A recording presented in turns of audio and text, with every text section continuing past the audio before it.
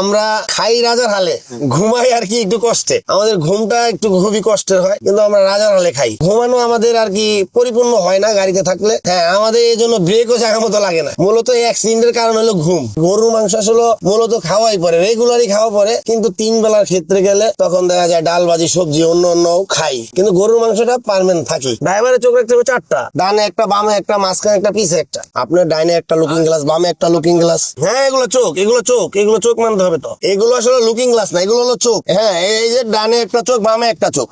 Auto এই টেসলার কারণে রাস্তাঘাটে গাড়ি চালানো খুবই মুশকিল হয়ে দাঁড়ায়। ওদের কারণে একমাত্র গাড়ি চালায় বাংলাদেশে এখন শান্তি নেই। ওই টেসলা আপনার ডাইনে না একবার একটা বামে ঢুকায় দেয়, একটা যাত্রী যদি বলে এ ভাই দাঁড়ান, ওরা ডান বাম না খেয়াল করে ফুচুত করে ঘুরা ফেলে।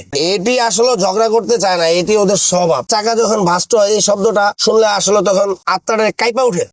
তখন মনে করেন মাথা ঠিক থাকে না, তখন কি হলো মানে একটা আতঙ্ক সৃষ্টি হয়ে যায়। তখন বিশেষ করে সামনের চাকা যখন ভাস্ট হয়, তখন গাড়ি কন্ট্রোল হারায় ফেলি। তখন গাড়ি 100% 80% থাকে অ্যাক্সিডেন্টের সম্ভাবনা। আমার জীবনে একটা আমি অ্যাক্সিডেন্টও করছি এই ঘুমের কারণে। টানা 72 ঘন্টা গাড়ি চালাইছি। তখন আপনার ঢাকা টু যাইতাম নওগাঁ সাপাহার, ওই রোডে যাওয়ার পরে একই পার্টির মাল নিয়ে যাইতাম, আবার আসতাম। এর ভিতরে সকাল 6টা বাজে আমি গাড়ি অ্যাক্সিডেন্ট করি নওগাঁ সাপাহার রোডে। আসলে মূলত যখন ঘুম আসে তখন আপনার মনে হয় যে আমরা মনে মনে ভাবি এই আর একটু সামনে গিয়া একটু ঘুমাবো, বা একটু সামনে গিয়া ঘুমাবো। আসলে কিন্তু এই কথা বলতে বলতেই তখন চোখে আপনার মনে করেন ঘুম অটোমেটিক এসে পড়ে। তখনই মনে করেন একটা অ্যাক্সিডেন্টের সম্মুখীন হতে হয়। মূলত আমাদের ড্রাইভারের এই জায়গায় সমস্যা, পরিপূর্ণ ঘুমও হয় না, জায়গা মতো ব্রেকও হয় না। আমাকে ঢাকায় ধরছিল, এটা হলো কচুয়া রোডে, চাঁদপুর কচুয়া রোডে। তখন আমার গাড়িতে ভরপুর মাল ছিল, আমার পাশে পাঠিও ছিল, একটা মহিলা ছিল, মহিলার বাচ্চাও ছিল। এটা রাতে 3টার দিক। রাস্তাটা খুবই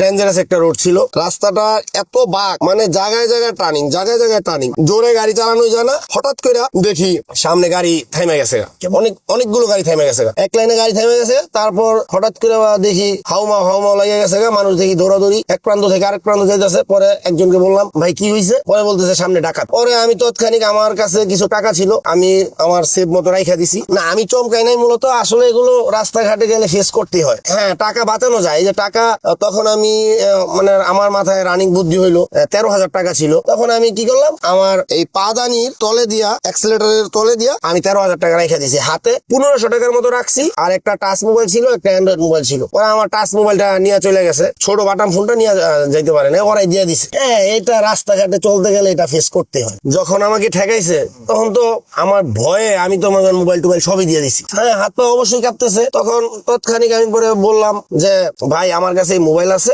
এটা আছে, আপনি এটা নিয়ে যান, কিন্তু ভাই আমার খুব টুপ দিয়েন না, আমার সেভ রাখেন। বরিশাল রোডে অবশ্যই বেশি খরচ লাগে, জায়গায় জায়গায় আপনার চাঁদা দিতে হয়, ওই কল্যাণ সমিতি, ওই পৌরসভার টাকা। এটা নিয়ে আমরা মানে খুবই বিরক্ত, মানে এত বিরক্ত, আপনার এই 1 কিলোমিটার যাইতেই দেওয়া লাগে 100 টাকা চাঁদা, আবার 2 কিলোমিটার যাইতে লাগে 150 টাকা। এটাই আমরা অনেক বিরক্ত। ভাই সারাদিন আপনি যদি এক জায়গায় বৈশা থাকেন, এক জায়গায় বৈশা যদি আপনি গাড়ি চালান, তখন বুঝতে পারবেন যে আসলে এটা কতটুকু কষ্টের। শক্তি লাগে না, কিন্তু আপনি বৈশা থাকতে আপনার এটা অনেক জেলাস ফিল করতে হবে। গাড়ি জগতে আসলে কি আসার একটা শখ ছিল যে গাড়ি চালাবো, এর মধ্যে আলহামদুলিল্লাহ তারপর আব্বুই আমাকে গাড়ি কিনে দিল। শখটা জন্মাইছিল যে আসলে গাড়ি কিভাবে চালায়, মানুষ কিভাবে গাড়িটা চালায়, মানে দেখা আমার আর কি আগ্রহ ছিল যে আমি একদিন গাড়ি চালাবো। মূলত হলো গাড়ি চালানোর ম্যাপটা আপনার বুঝতে হবে, কিভাবে গাড়িটা চালায়, চোখের আইডিয়াটা মূলত ঠিক রাখতে হবে। আমি অল বাংলাদেশ আলহামদুলিল্লাহ টেকনাফ থেকে তেতুলিয়া 1/1 এ গাড়ি চালাইতে একটু রিস্ক।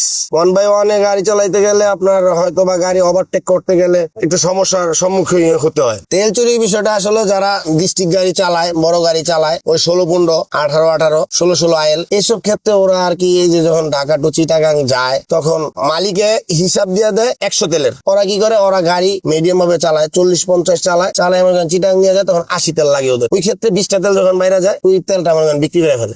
আনন্দ ভাই গাড়ি, বিষয়টা হলো আমাদের টিপ হইলেই আনন্দ। আমরা যদি টিপ পাই, আমাদের এই টিপটাই মূলত আনন্দের বিষয় হয়ে দাঁড়ায়।